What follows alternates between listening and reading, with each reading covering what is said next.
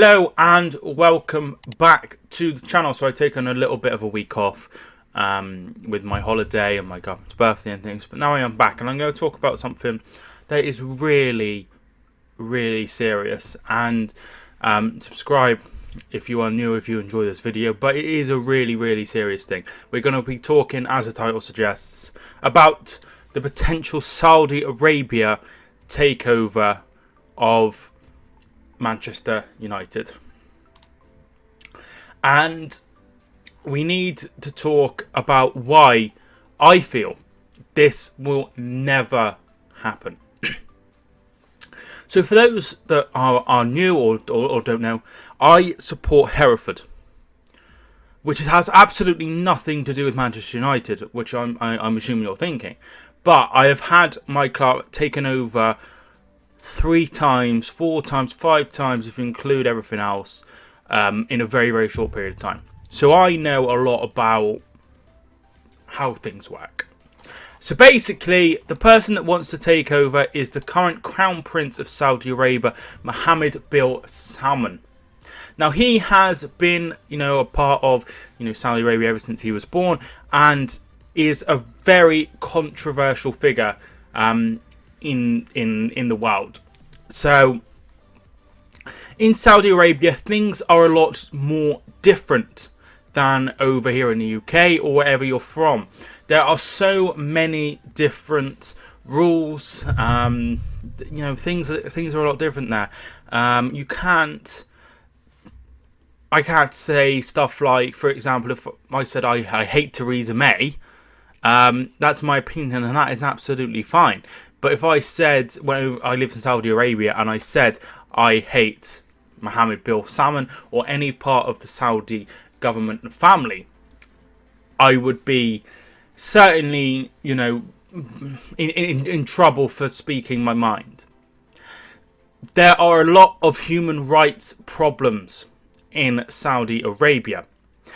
People are victimized, thrown in prison, killed for opinions, for things that they have said or done or demonstrated against. Now, you think about Brexit. Now, personally, my opinion on Brexit is, I don't care if we leave, I don't care if we stay, I just want it to all be over. I could not want to hear any more about Brexit. It's so annoying. Right. But people are allowed to protest. And when you realise that people are allowed to do that over here and, in America and everywhere else, you realise just how horrible it must be to live in a country where you cannot speak out your mind.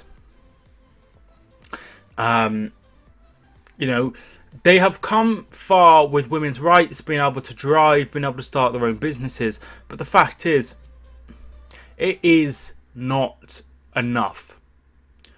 I'm a big wrestling fan, and the problems that the WWE are currently having because they are over there doing their shows. No women on the pay-per-view are allowed, which, I know it sounds a bit weird, but I see women and men the same. Like, I don't see a man or a woman, I see a person. And it doesn't make any sense to me at all. But yes, so you could be arrested for so many things. Women's rights and things, which it is their country. They can do whatever they please, whether it's right or wrong or not. Isn't for me to say. Me saying whatever will not make any difference. But now we get on to something really important. Jamal Khashoggi. If you don't know who that is a journalist who, I think he is situated in the United States.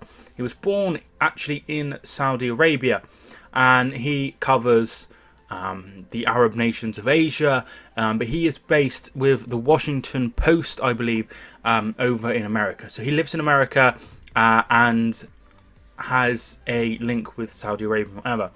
And to cut a long story short, he went into the Saudi Arabian constituent in Istanbul in Turkey. He never came out, and it has now transpired that he was killed in that building. So, what I'm trying to say here is there are so many people who have been beheaded, killed, tortured, imprisoned. Hereford, coming back to my original point, was owned by somebody called Tommy Agumbar. Now, Tommy was imprisoned. He was sentenced to prison for a short amount of time for thieving lorries. This was a while ago. This was 20 odd years ago.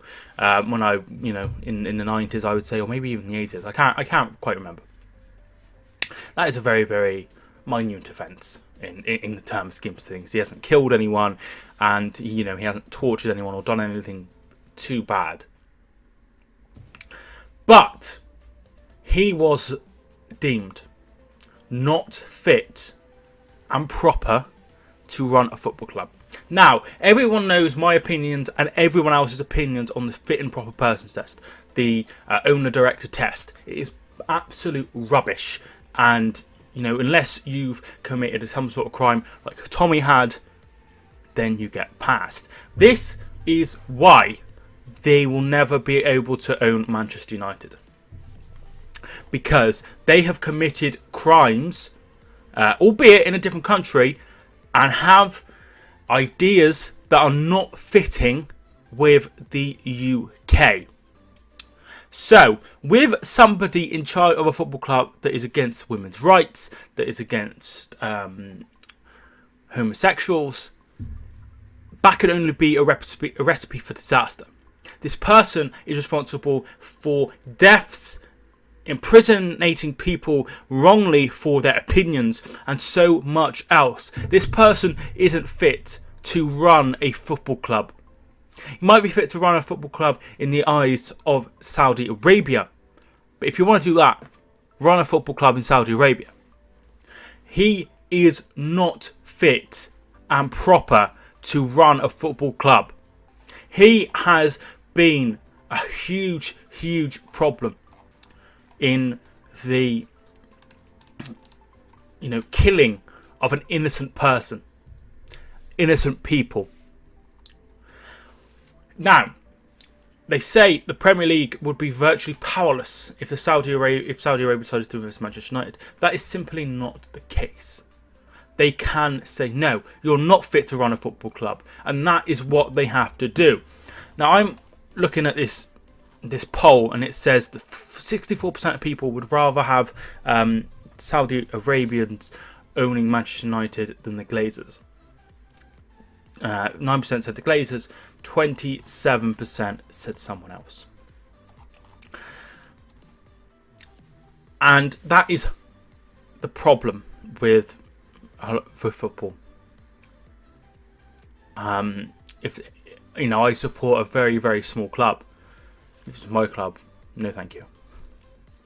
And the fact is, Manchester United are a multi-billion-pound company who invest hundreds and hundreds of million in each year.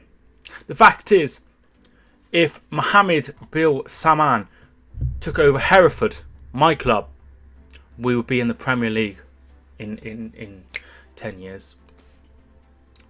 But it's not what I would want, because this is wrong. This is wrong. Now, you can talk about several people. You can talk about several people who have been involved with different things. But the fact is, this man is not fit to run a football club in Europe. He is responsible for so many things. For every time they have gone in the right direction, they have taken 2 steps back. The fact is, this person should not be allowed to run a football club. And also, I cannot understand anyone that's like, well, better than the Glazers. The Glazers are taking money out of a club. This man is a total different idea on society. It shouldn't matter. It shouldn't matter whether they have £100 or £100 billion.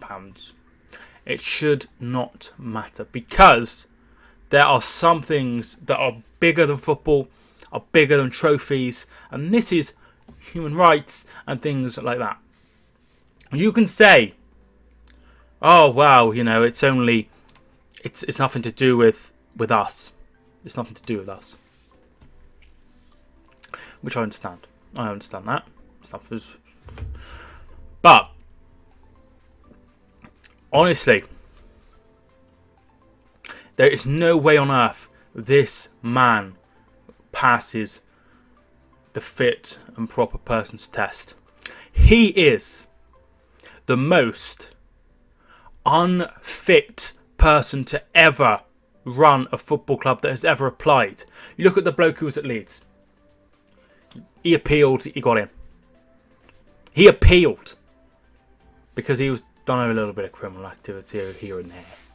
Tommy, unfit. These things happen very, very, very rarely. But this bloke is not fit to run the football club. And the fact is, I do not believe that because of what has happened with the journalist Jamal Khashoggi, there is no way on earth that this will happen. Personally, taking that hat off, I don't believe the Glazers want to sell Manchester United. I think that they're very happy with their income, and that seems to be the main problem here.